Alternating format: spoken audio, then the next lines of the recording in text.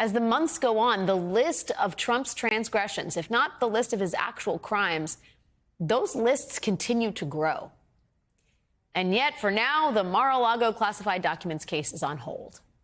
And instead of talking about a trial in Congress, the focus instead is on President Biden, and not just how he handled classified documents, which as a legal matter is already settled. Instead, the focus is on Biden's age and whether he is fit to be president. The former special counsel himself played a huge role in that. His report made broad and seemingly unusual characterizations about Biden's age. And now one of the Congress people who questioned her today was Congressman Adam Schiff. Remember that before becoming a congressman, Schiff spent years as the assistant U.S. attorney for the Central District of California, meaning he is no stranger to how a prosecution like this should be run. He knows the rules, and he does not think the former special counsel has followed them. Politics played no part whatsoever in my investigative steps. But you understood, nevertheless, didn't you, Mr. Hur? You cannot tell me you're so naive as to think your words would not have created a political firestorm. You understood that, didn't you? You understood how they would be manipulated by my colleagues here on the GOP side of the aisle and by President Trump. You understood that, did you not?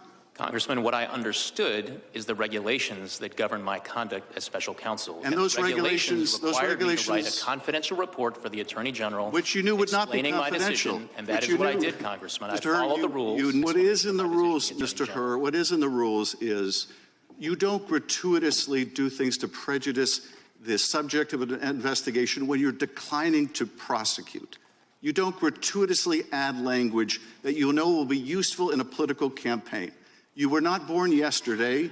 You made a choice. That was a political choice. It was the wrong choice. Mr. Chairman, I yield back. Joining me now is Congressman Adam Schiff of California. He's a member of the House Judiciary Committee and former lead House impeachment manager during the first Senate impeachment trial of then-President Trump. Congressman Schiff, it's great to see you.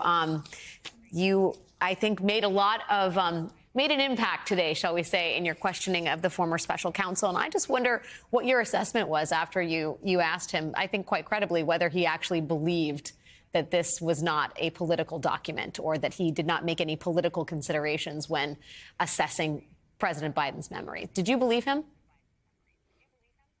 No, I didn't believe him at all. He tried to claim this was a confidential memo, but it was also forced to acknowledge he knew it would be made public. The Attorney General had made it clear it would be public. And the idea that he was required to give this, this personalized, prejudicial, biased, essentially broadside against the president, that was necessary to his report is absurd. He could have commented all he wanted on, the president's specific recollection as to this document or that document. That would have been appropriate. But he understands, having done dozens and dozens of depositions, witnesses are instructed if they don't remember something clearly, they should say they don't recall. There's nothing at all unusual about that. And to take this political potshot at the president during the midst of a campaign when he knows how it would be used was, grave abuse of prosecutorial authority, and he knows it.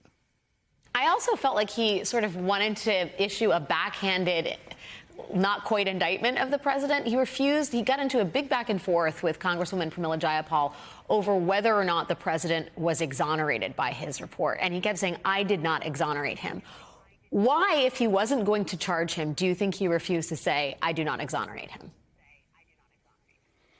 Well, I think you saw in the clip you played his reluctance to even read portions of his report that were critical of Donald Trump.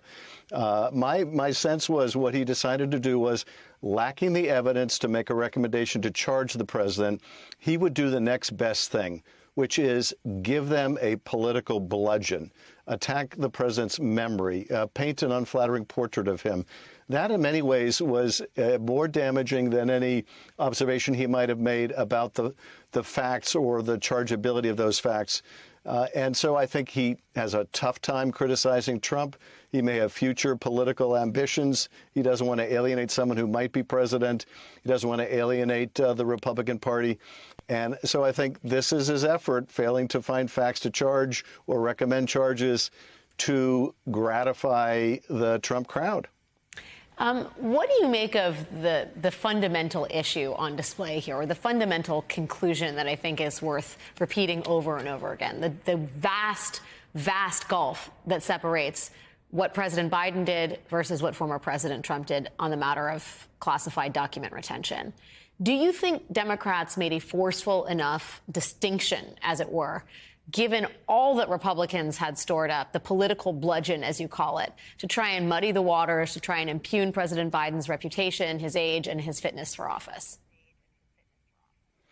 I think, yes. Madeline, I think, did a great job. Ted Lieu also went through, itemized a number of the charges against Donald Trump, the actions of Trump in concealing materials and trying to get people to lie about it, and talking about scrubbing the server that had the surveillance footage on it. In all these respects, just night and day with President Biden's not deliberate effort to retain documents, with his full cooperation, with his lengthy interviews.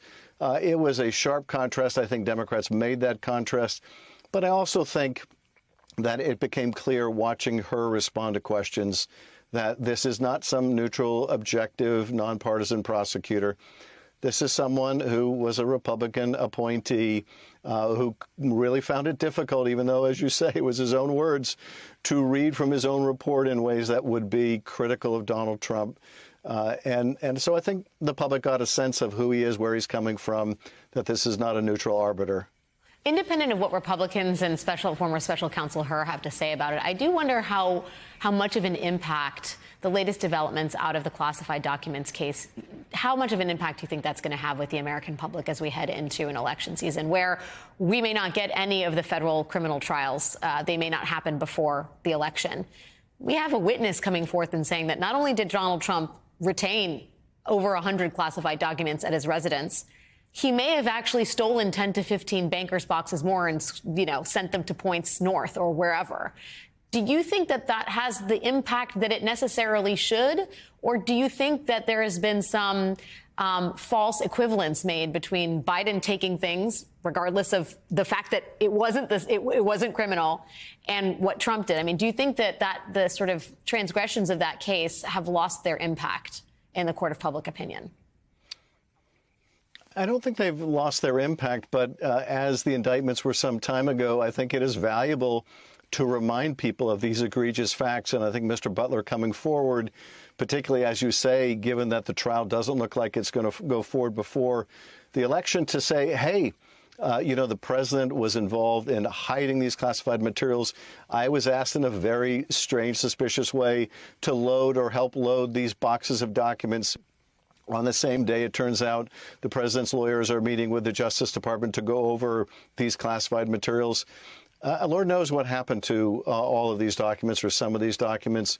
I thought Mr. Butler's statements also about having this billionaire foreign person talking about Russian and other submarine capabilities or U.S. capabilities, the astonishment that the president would talk to some, wealthy, and I don't know whether this is a donor or just wealthy patron at Mar-a-Lago, shows you what a national security risk that whole Mar-a-Lago enterprise was. Donald Trump's willingness to discuss, to show photographs of things to different parties that were potentially classified materials. It's terrifying to think of him getting classified briefings now. And I really hope the agencies dumb it down so they don't share anything with the president that they don't want shared with the world. Yeah, only material that's published, I don't know, in the New York Times or Washington Post or the LA Times. That he probably won't read either. Congressman Adam Schiff, thank you so much for making the time tonight. Really appreciate it. Thank you.